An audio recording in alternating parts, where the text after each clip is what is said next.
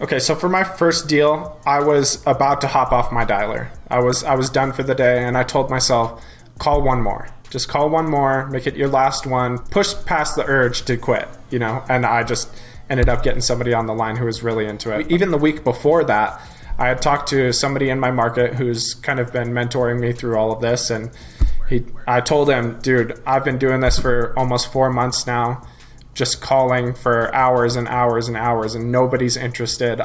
I don't think this is real. I think you're just like pulling my leg, He's like, no, you've got all your numbers right. You're really close. You just have to find the one person who's ready to go. I was so close to throwing in the towel. I really was. And then I just pushed through it. Welcome to the Wholesaling Inc. podcast. I'm your host, Brent Daniels, Mr. TTP, Mr. Talk to People, and I am excited about this one. I've got a 29-year-old wholesaler out of Sparks, Nevada, who for the last 12 years has been working different blue-collar, really working with his body jobs until the last 6 months. He started 6 months ago, and since then has made $127,500. This story is inspirational. This man is inspirational. It's going to be so good digging in and figuring out how he did it. Damien Jurich, how are you? I'm doing great. How about you, Brent? I am absolutely incredible. So you started 6 months ago. Mm-hmm. And what was the first thing that you did? Let's hop right into it. What was the first thing that you did to take action in your wholesaling business, in your real estate investing career, really? The first thing right after doing my research and everything was driving for dollars. And then I started dialing on my personal phone, and I realized that wasn't working too well for me. So I ended up asking everybody in the group, what can we use that's a little bit more efficient? And everybody turned me to Mojo Dialer, and that was good for me at the time. So what, you just went out and you were finding ugly houses, got the phone number, called them? Yep, that's all I was doing. Just getting the numbers, skip tracing them, and calling them. And when you got started, you didn't start out in Nevada. You actually started out in Dallas-Fort Worth, right? Yes, I did. Yep. And why did you start in that market? I was living there at the time. My wife and I had relocated. We moved from Sparks to DFW, spent about 1.5 years there before I started wholesaling. And then, that we were just moving for different opportunity. And I'm glad we did, because it led me here. That's awesome. And what made you move to DFW? Was it a job? Was it family? What happened there? We had somebody that we were talking to that was living there. So we decided to move down too, because we were looking to change up the scene for ourselves and kind of get a new start. Yeah. I love it. Fresh start. And then you moved back. Yeah. And then we moved back because, here the houses are, twice as much as they are in DFW. So I wasn't able to afford it at the time. And now it just makes a little bit more sense for us to be back here. I love it. So you go out there, you're driving for dollars. Were you doing it like in between the times that you were working? Were you doing it at nights? Were you doing it on weekends? Was your wife with you? Were you alone? Like, were you just going out there like a crazy person, finding these properties and like writing them down, writing the addresses down? Or were you using an app? Like, what was the process there? I was using, the application I was using was Landglide. Awesome. I think it's fantastic. The user interface is really great, and it's pretty cheap as far as monthly goes for driving for dollars apps. But I was doing it whenever I had time. I was really busy. The truck driving industry is kind of brutal. You're out there constantly. I was working 60 plus hours a week, so it was hard to find time, and I was tired after work too. So a lot of times I didn't get to work on my wholesaling right after working my full-time job. So I just had to squeeze in any time I could get. Sometimes I would spend, 2 hours for the week calling and driving for dollars, and sometimes it was 5 hours a week, but usually not much more than that. Awesome. And how long did you research real estate investing, wholesaling, everything before you started driving for dollars and taking action? Oh man, that was actually really short. I'd say about 2 months. Really? Yeah, I've always had an interest in real estate. I just thought that getting into it would be a lot harder. So I was just scrolling through TikTok and somebody popped up, we buy houses cash and we flip the contract. You don't even have to own it. And, so I just started doing my research from there, and I've always been good with numbers too. So that kind of came naturally to me once I started seeing what the actual numbers were for your spreads. That's incredible. So you're on TikTok. You're going through all these different, crazy TikToks that are going on. People dancing, people doing funny like voiceovers, and then there's a real estate one. You stay on it, and then that took you down the rabbit hole.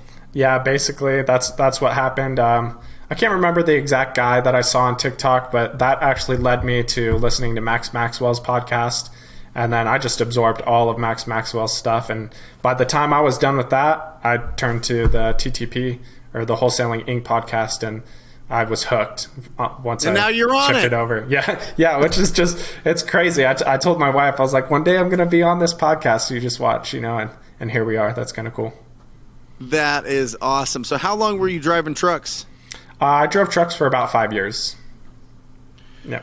Nice. I mean, you make a decent living, right? Like, why look for something else? It's actually not as good as you would think it is. The average truck driving salary nowadays is anywhere, I would say, between, if you're home daily, which is what I like to do, so I could spend at least a little bit of time with my family, anywhere between $65,000 and $85,000 a year. So, and then this day and age, that's just not cutting it. But if you're over the road, it's like 120K is kind of the average. So less than what you made in the last 6 months? Yes, exactly. Yeah, I made more in the past 2 months in the 2 deals that I found than I have my entire life in any other year working prior. Nice. And was that the only thing that you were doing? You were just going out there driving for dollars, finding those ugly houses, calling them? Were you texting them? Were you mailing them? Were you knocking on doors? What were you doing? I was already so far in debt, there was no way I was doing anything more. I was just cold calling because it's so cheap. All you have to do is pay for the monthly numbers, and that's basically it. It's expensive to get into, but it's worth it, obviously. What do you mean expensive to get into? Break it down for people. For somebody like me who's already barely scraping by, justifying another $150 to $200 just on the cold calling ability, that's a lot of money for somebody that was in the position that I was in 3-4 months ago. And did you have a conversation with your wife and you're like, hey, listen, I know things are tight, but I really think that I could be good at this. I really think that I can, find these opportunities. I've been listening to Max Maxwell. I've been listening to Wholesaling Inc.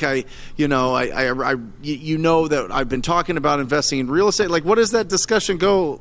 How does that go? Oh man, that was pretty tough because it's just like you say, like we were already scraping by. We already didn't have the money to do it. So, I was like, you just have to give me the chance. Let me show you that this works, because I've listened to countless people say that it works and tell the exact process. So I almost felt like I've learned from so many different people that I'll figure out how to make it happen for us too. And I love it. Right now, Damien, just speak to everybody out there that's listening to you right now on this podcast or watching it on the YouTube channel, and they're in the exact same position. What encouragement would you give them? Just keep going.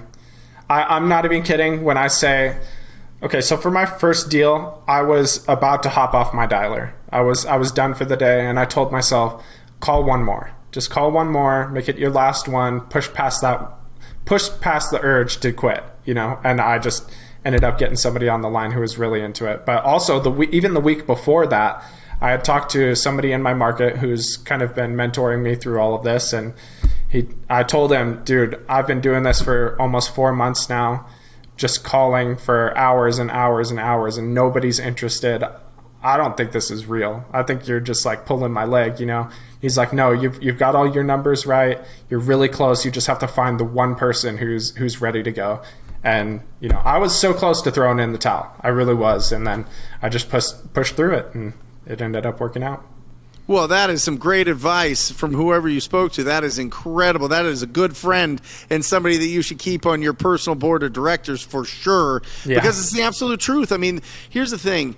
Yes, does it take skills? And is it easier to get opportunities if you're more comfortable on the phone? Yes. How do you get more comfortable on the phone? Well, you have to have reps and calls on the phone. You have to be on the phone. And it's very uncomfortable, but that's when you know it's good. When you get that gut punch, that is like the universe or God or whatever you want to do, whatever your faith is, telling you, like, keep going. This is going to be important. This is going to be change. And real change hurts. And when you have that gut punch, that's when you really, really push forward and put your foot down on the gas pedal and just keep going. Because the fact is, I mean, stats show you talk to 200 distressed property owners, you're going to do one deal. 99.5% of them are going to reject you, but that 0.5%, right? Yep, Would you exactly. agree? Oh, I'd absolutely agree. I mean, even some of these dialers I'd see on Facebook, there's a million people saying cold calling doesn't work, cold calling doesn't work, cold calling doesn't work. And they'll even say 99% of people aren't interested in what you have to say. And then that's when I say, yeah, well, I'm looking for the 1%. I don't care about the 99. That's it. And listen, Damien, I love that they say that. Yeah. I love that they say that because, listen, the people that are going to put in the most work are going to find the best deals and are going to stick around the longest because the fact is you build skills. You build real skills of communication and being a business owner. And if you don't have experience in sales, if you don't have experience owning a business and you just jump into this cold and you think that it's just going to magically happen, it doesn't. That's not how it works. But if you keep working on it and keep chipping away and figuring out and understanding and being obsessed with it, you cannot lose. Yeah. You can't. I mean, you're an absolute perfect example. You were on the brink, on the absolute brink of, you know what, I am done. I am out of here. This, it's just, I'm going to throw in the towel, and then boom, what happened? Tell us what happened. So for my first deal, I gave this guy a call, and it was just one of my driving for dollars lists that I was calling, and I told him, hey, would you like to sell your home? And he said, actually, I've got like 6 properties that I'm working on right now, and I actually need cash to put into all of them. So I'd like to offload one property that's a little bit too much for me, And so from there, I just asked him what his timeline would be, and he said, I'm looking to close ASAP. And he's like, okay, well, when can you come check it out? So, I went the next day, I took a look at it, and it was completely gutted. There was nothing left in there. He had started the work, and he intended on finishing it, but he just never got the opportunity to. Yep. Yeah. So I mean, you're talking literally like he took out all the walls, all the kitchen, the cabinets, the countertops, the bathrooms. Absolutely everything gone. I could see straight out the roof. I could see, there was no toilet, there was no water lines, there's no electric lines. He totally took everything out, and it was his mom. It was passed down to him from his mom, so he intended on making it better and kind of doing it justice. But he just, when I'd gone in there initially, he said, I've got these other properties that I want to put my money into. But once we got down to the actual conversation, we found out that his wife actually has terminal cancer. So he was telling me, he's like, look, I know if I were to list this on the market, I would have an investor, buy it for $80,000, $90,000. I already know that, but you seem like a good guy. So I want to do a deal with you at $40,000. And so, I was like, okay, well, I can have it closed within the next 14 days, as long as you've got all of your ducks in a row as far as the title work goes. And, we'll get in and out of here. I love it. So he wanted $40,000. It was an inherited property that you had drove for dollars. So you literally went. Did you literally drive past this property? Yeah, I did, and it didn't look as bad on the outside as it did on the inside. So it was kind of bad. It mostly showed signs of vacancy to me. I didn't really notice distress as much as nobody was living there. Yeah. But it's just, doesn't it feel like it's a dream? Doesn't it feel like a movie that you literally were just driving by this property and you see it and you're like, okay, I'm going to try to talk to that house right there, the property owner of that house. And then you go and you talk to the property owner of that house. And then all of a sudden you're meeting them. And then all of a sudden they like you. They know that they can get more on the market, but because they like you and because they're dealing with it, there's way more important things than money, for this family right now. They're like, get this done, and I will trade price for the speed and convenience, and I like you. That's the cherry on top. Yeah. Isn't that incredible? Yeah, it's great. It's absolutely insane. And not only that, just to sweeten the deal a little bit more for me, as if it wasn't already sweet enough, he gave me rights to first refusal on the house that he's currently in as well. So when he retires and he goes to move, he said he wants to go to Oklahoma. He told me he's going to go through me for that property as well. So incredible. Yeah. So you got it for $40,000. Yep. What do you do now to find a buyer? So I had actually, the mentor that I had in my vicinity in my market. Sorry, he was giving me a ton of data. So I told him, hey. He worked for New Western. I know people aren't usually a big fan of him, but I've built like a pretty good relationship with this guy, and he's super transparent with me. So, he was like, hey, we could probably get it sold at 90. If you can assign it to me for 80, I'll be happy to take it off your hands. So basically, I assigned it to him for $80,000. He shoots it out to his buyers as a first come, first serve, and we had it sold within an hour. So just explain what New Western is in DFW. So New Western is a disposition company. Basically, they have a ton of buyers, and if there's a $50,000 spread, you just have to split that spread with them somewhere, and they shoot it out to their massive buyer list that they have. So you don't split the deal with them; you sell the deal to them for $80,000. Yeah. They go and sell it for $90,000. And when you closed, how much did you net on this? I ended up netting $37,500 on it.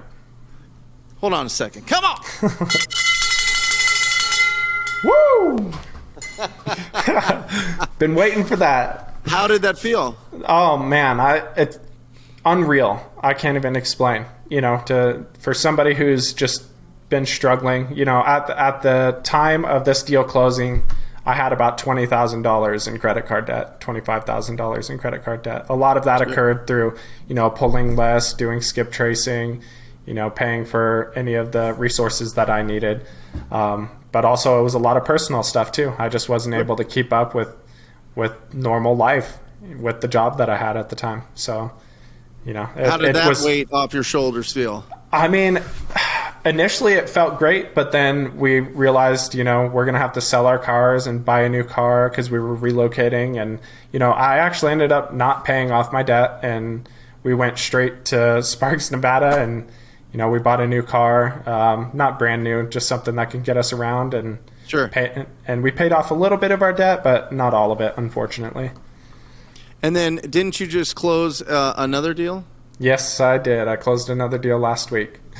And not to get nitty gritty, and give us the 90-second rundown on that deal.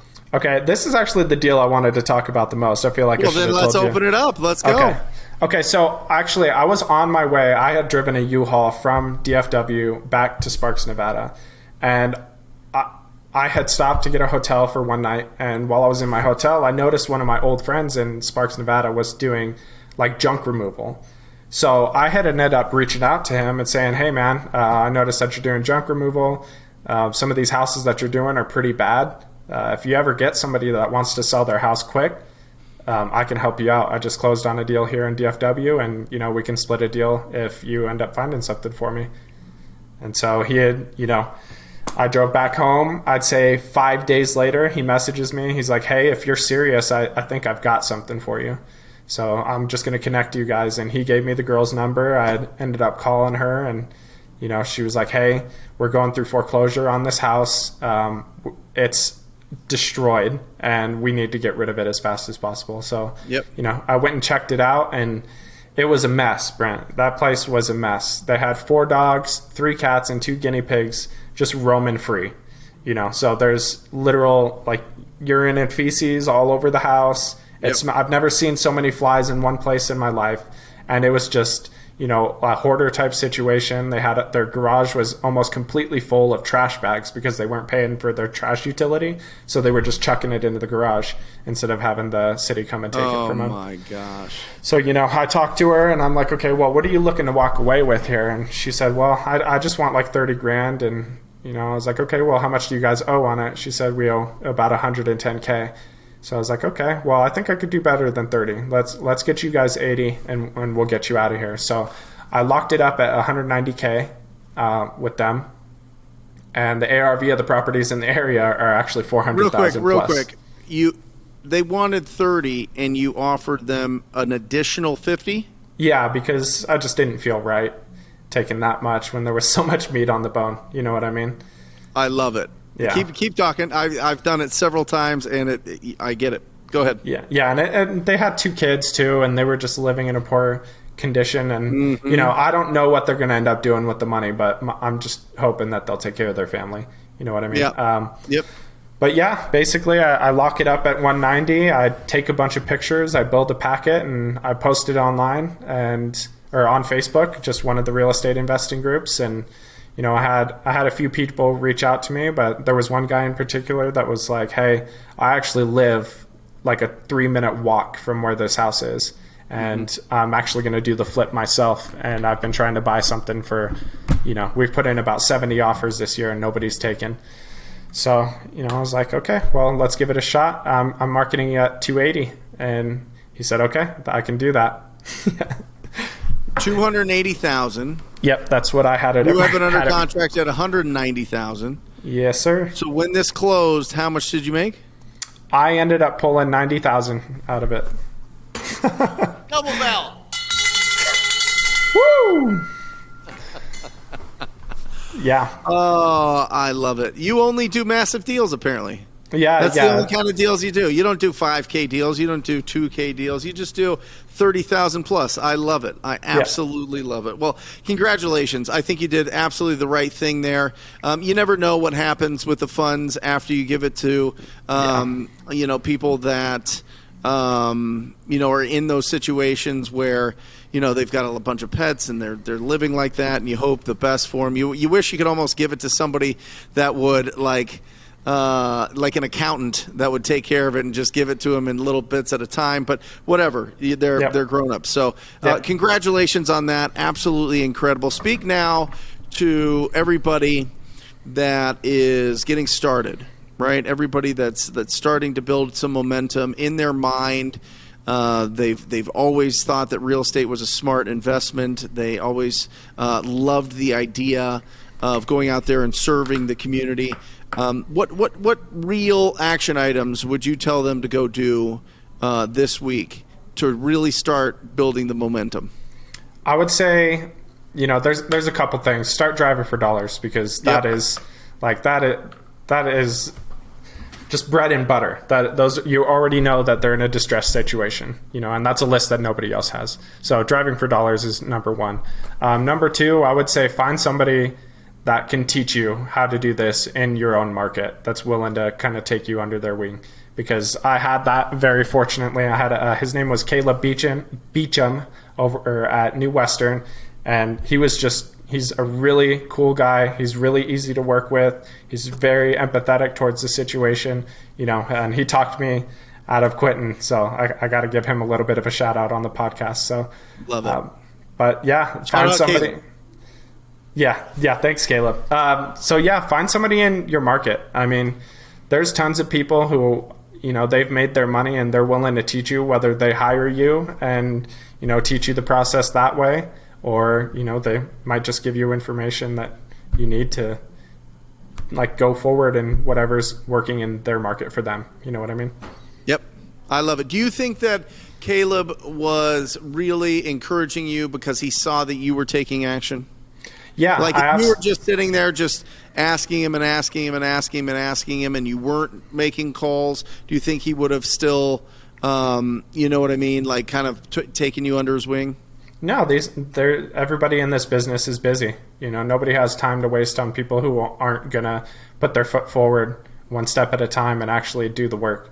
So, I think that if I wasn't, giving him leads and, getting the information and showing him that I was actually cold calling the list that he was giving me, I don't think he would have wasted his time.